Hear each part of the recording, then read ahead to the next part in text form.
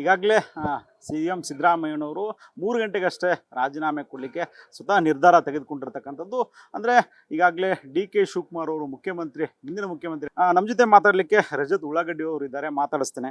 ಸರಿ, DK ಶಿವಕುಮಾರ್ ಈಗಾಗಲೇ ಮುಂದಿನ ಮುಖ್ಯಮಂತ್ರಿ, ಸಾಕಷ್ಟು ತಾವು ಕೂಡ ಈ ಹಿಂದೆ ಪ್ರೋಗ್ರಾಮ್ ಕೂಡ ಮಾಡಿದ್ರಿ. ಏನು ಹೇಳ್ತೀರಿ ಸರ್ DK ಶಿವಕುಮಾರ್ ಮುಖ್ಯಮಂತ್ರಿ ಆಗೋದು? ನೋಡಿ, ಕಾಂಗ್ರೆಸ್ ಪಾರ್ಟಿಯಲ್ಲಿ ಒಂದು ಕಲ್ಚರ್ ಇದೆ. ಯಾರು ಚುನಾವಣೆ ಪೂರ್ವದಲ್ಲಿ ಕರ್ನಾಟಕ ಪ್ರದೇಶ ಕಾಂಗ್ರೆಸ್ ಸಮಿತಿಯ ಅಧ್ಯಕ್ಷರಾಗಿ ಕೆಲಸ ಮಾಡ್ತಿರ್ತಾರೆ, ಸಹಜವಾಗಿ ಅವರನ್ನೇ ಮುಖ್ಯಮಂತ್ರಿ ಮಾಡುವಂಥ ಉದಾಹರಣೆಗಳು ಭಾಳ ಇದೆ.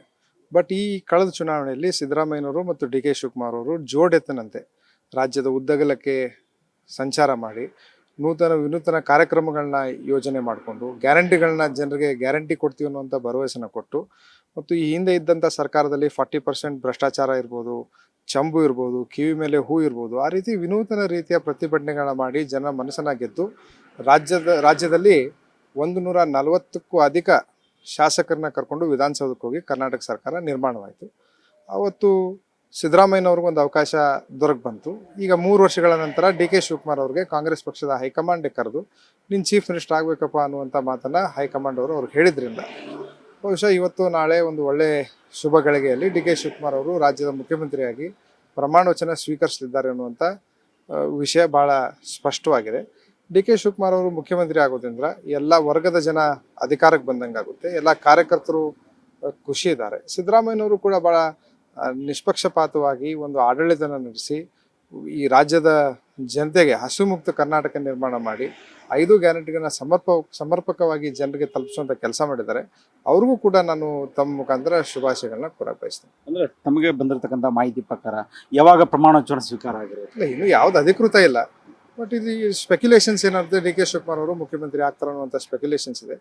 ಪಕ್ಷದ ಅಧ್ಯಕ್ಷರು, ಕಾರ್ಯಕರ್ತರು ಅವ್ರ ಜೊತೆ ನಿಂತ್ಕೊಂಡು ಕೆಲಸ ಮಾಡಿದ್ವಿ. ಅವರು ಮುಖ್ಯಮಂತ್ರಿ ಆಗ್ತಾರಂಥ ವಿಷಯ ಭಾಳ, ಅವ್ರು ಸುಮಾರು 40-45 ವರ್ಷದಿಂದ ಪಕ್ಷದ ಕಾರ್ಯಕರ್ತನಾಗಿ, ಶಾಸಕನಾಗಿ, ಮಂತ್ರಿಯಾಗಿ 2-3 ಬಾರಿ ಅವ್ರು ಮಂತ್ರಿ ಆಗೋದನ್ನು ತ್ಯಾಗ ಮಾಡಿ ಈ ಮುಖ್ಯಮಂತ್ರಿ ಆಗ್ತಾ ಇರುವಂಥ ವಿಷಯ ಭಾಳ ಖುಷಿ ತರ್ತದೆ.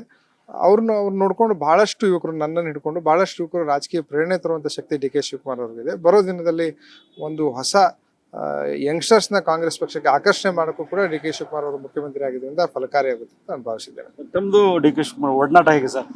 ಭಾಳ ನಮ್ಮ ತಂದೆಯವ್ರ ಜೊತೆ, ನಮ್ಮ ತಂದೆಯವರು ಮತ್ತು DK ಶಿವಕುಮಾರ್ ಸಾಹೇಬರು ಒಟ್ಟಿಗೆ ಯೂತ್ ಕಾಂಗ್ರೆಸ್ ಅಲ್ಲಿ ಕೆಲಸ ಮಾಡಿದ್ರು. ನಾನು ಹುಟ್ಟಿಂತನೂ ನಾನು ಅವ್ರನ್ನ ನೋಡ್ಕೊಂಡು ಬೆಳೆದಿದ್ದೇನೆ. ಯಾವತ್ತೂ ಅವ್ರನ್ನ ಹಿಡ್ಕೊಂಡು ಹೌದಪ್ಪ ಅವ್ರ ರೀತಿ ನಾವು ಜೀವನ ನಡೆಸಬೇಕು, ಒಂದು ಸ್ಕ್ರಾಚಿಂದ ಹಿಡ್ಕೊಂಡು ಒಬ್ಬ ಬೂತ್ ಲೆವೆಲ್ ಕಾರ್ಯಕರ್ತನಿಂದ ಹಿಡ್ಕೊಂಡು ರಾಜ್ಯದ ಮುಖ್ಯಮಂತ್ರಿ ಆಗುವವರೆಗೂ ಅವ್ರೇನೊಂದು ಪ್ರೇರಣಾ ಶಕ್ತಿ ಇದೆ. ಬಹುಶಃ ನಾನು ಒಬ್ಬನೇ ಅಲ್ಲ, ಯಾವೊಬ್ಬ ಯುವಕನಿದ್ರು ರಾಜಕಾರಣಕ್ಕೆ ಬರ್ಬೇಕಂದ್ರೆ ಹೌದಪ್ಪ DK ಶಿವಕುಮಾರ್ ನಮ್ಮ ಮಾಡೆಲ್ಲು, ನಮ್ಮ ಐಡಲ್ ಅನ್ನುವಂಥ ರೀತಿಯಿಂದ ನಾವು ಅವ್ರನ್ನ ನೋಡ್ಕೊಂಡು ಬೆಳೆದಿದ್ದೇವೆ. ಮೊನ್ನೆ ಅಷ್ಟೇ ಉತ್ತರ ಕನ್ನಡ ಪ್ರವಾಸದಲ್ಲಿ ತಾವು ಕೂಡ ಅವ್ರ ಜೊತೆಗಿದ್ರಿ, ಅವರ ಪಕ್ಕದಲ್ಲಿ ಕೂತು ತಾವು ಕೂಡ ಸಾರಥಿ ಆಗಿದ್ರಿ. ಏನು ಹೇಳ್ತೀರಿ? ಬಹಳ ಚಿಕ್ಕವನಿದ್ದಾಗ ನಾನು ಅವ್ರ ಜೊತೆಯಿಂದ ಓಡಾಡಿದ್ದೀನಿ, ಒಡನಾಟ ಇದೆ, ಬಹಳ ಖುಷಿ ತರ್ತಿದೆ. ನಮ್ಗೆ ಗೊತ್ತಿರೋರು ಯಾರು ನಮ್ಮನ್ನ ಗುರುತಿಸ್ತಾರಲ್ಲ, ಕೋಟ್ಯಾಂತರ ಕನ್ನಡಿಗರ ಬಗ್ಗೆ ಇವನೇ ರಜತ್ ಅಂತ ಗುರುತಿಸ್ತಾರಲ್ಲ ಅಂತ ಒಬ್ಬ ನಾಯಕರು ಇವತ್ತು ಮುಖ್ಯಮಂತ್ರಿ ಆಗ್ತಾ ಇರೋದು ಬಹಳ ಖುಷಿಯ ವಿಚಾರ ಅಂತ ನಾನು ಹೇಳಬಯಸ್ತೀನಿ. ಸರ್, ಉತ್ತರ ಕನ್ನಡ ಭಾಗದಲ್ಲಿ ಈ ಯೂತ್ಗೆ ಬಹು ಸಾಕಷ್ಟು ಒಂದು ಸಪೋರ್ಟ್ ಇರ್ತಕ್ಕಂಥದ್ದು DK ಶಿವಕುಮಾರ್ ಅವರು, ಅದ್ರ ಬಗ್ಗೆ ಹೇಳೋದಾದ್ರೆ ನಾನು ಇನ್ನೂ 20s ಅಲ್ಲಿ ಇದ್ದೆ, 26, 27 ಇದ್ದಾಗ ನಾನು ಯೂತ್ ಕಾಂಗ್ರೆಸ್ ಅಲ್ಲಿ ಇರಬೇಕಾದವನ್ನ ನನ್ನನ್ನು ಗುರುತಿಸಿ ಬ್ಲಾಕ್ ಕಾಂಗ್ರೆಸ್ ಪ್ರೆಸಿಡೆಂಟ್ ಮಾಡಿ ಫ್ರೆಂಡ್ ಸ್ಟ್ರೀಮ್ ತಂದು ಕಾಂಗ್ರೆಸ್ ಪಕ್ಷ ಸಂಘಟನೆ ಮಾಡಬೇಕು ಅನ್ನುವಂಥ ದೃಷ್ಟಿಯಿಂದ ನನ್ನಂತ ಯುವಕನ ಗುರುತಿಸಿದ್ರು. ಆನಂತರ ಕಾರಣಾಂತರದಿಂದ ಭಾರತೀಯ ಜನತಾ ಪಾರ್ಟಿ ಬಿಟ್ಟು ಕಾಂಗ್ರೆಸ್ ಬಂದಂಥ ಜಗದೀಶ್ ಶೆಟ್ಟರ್ನ ನಾವು ನಮ್ಮ ಸೀಟ್ನ ನಾವು ತ್ಯಾಗ ಮಾಡಿಕೊಟ್ಟಾಗ ಮತ್ತೆ ನಮ್ಮನ್ನು ಗುರುತಿಸಿ ನನ್ನ ಜನರಲ್ ಸೆಕ್ರೆಟರಿ ಮಾಡಿದ್ರು. ಆ ಚುನಾವಣೆಯಲ್ಲಿ ಒಬ್ಬ BJP ಮುಖ್ಯಮಂತ್ರಿ ನಮ್ಮ ಪಾರ್ಟಿಗೆ ಸೇರಿ ಅಭ್ಯರ್ಥಿ ಆದಾಗ ಅವ್ರ ಮೇಲೆ ನನ್ನನ್ನು ಉಸ್ತುವಾರಿ ಅಂತ ನೇಮಿಸುವಂಥ ಕೆಲಸ ಮಾಡಿ ನನಗೆ ಅದ್ರ ತಕ್ಕಂಥ ಜವಾಬ್ದಾರಿ ಕೊಟ್ಟು ಪಕ್ಷದ ಆಯಕಟ್ಟೆಲ್ಲ ಅವ್ರ ಅಧ್ಯಕ್ಷರಿದ್ದಾಗ ಯುವಕರನ್ನ ಬಹಳ ಒಳ್ಳೆ ರೀತಿಯಿಂದ ನಡ್ಕೊಂಡು ಬೆಳೆಸುವಂಥ ಕೆಲಸ ಮಾಡಿದ್ದಾರೆ. ಎಷ್ಟೋ ಬಹುಶಃ ಒಂದು 30-35 ಜನ ಯಂಗ್ಸ್ಟರ್ಸ್ಗೆ ಟಿಕೆಟ್ ಕೊಟ್ಟು MLA ಮಾಡಿ ವಿಧಾನಸೌಧಕ್ಕೆ ಕರ್ಕೊಂಡು ಹೋಗೋದ್ರಲ್ಲಿ DK ಶಿವಕುಮಾರ್ ಅವರ ಭಾಳ ದೊಡ್ಡ ಶಕ್ತಿ ಇದೆ ಅಂತ ನಾನು ಭಾವಿಸಿದ್ದೇನೆ. ಯಂಗ್ಸ್ಟರ್ಸ್ ಇರ್ಬೋದು, ಯಾರೇ ಇರಲಿ, ಜಾತಿ ಎಲ್ಲ ಬಿಟ್ಟು, ವಯಸ್ಸಿನ ಆಯಾಮ ಬಿಟ್ಟು, ಮಹಿಳೆಯರನ್ನ ಹಿಡ್ಕೊಂಡು ಎಲ್ಲರನ್ನ ಸರಿಯಾಗಿ ಒಂದೇ ದೃಷ್ಟಿಯಲ್ಲಿ ನೋಡುವಂಥ ಶಕ್ತಿ DK ಶಿವಕುಮಾರ್ ಅವರಿಗಿದೆ. 2 ವರ್ಷದಲ್ಲಿ ಕರ್ನಾಟಕ ನವನಿರ್ಮಾಣವಾಗಬೇಕು, ಉದ್ಯೋನ್ಮುಖವಾಗಬೇಕು.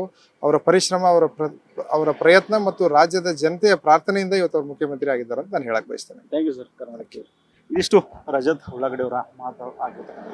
ಕ್ಯಾಮ್ರಾ ಪರ್ಸನ್ ಹೇಮಂತ್ ಜೊತೆ ಸಂಗಮೇಶ್ ಸತ್ತಿಗೆರೆ, ಕರ್ನಾಟಕ ಟಿವಿ, ಹುಬ್ಬಳ್ಳಿ.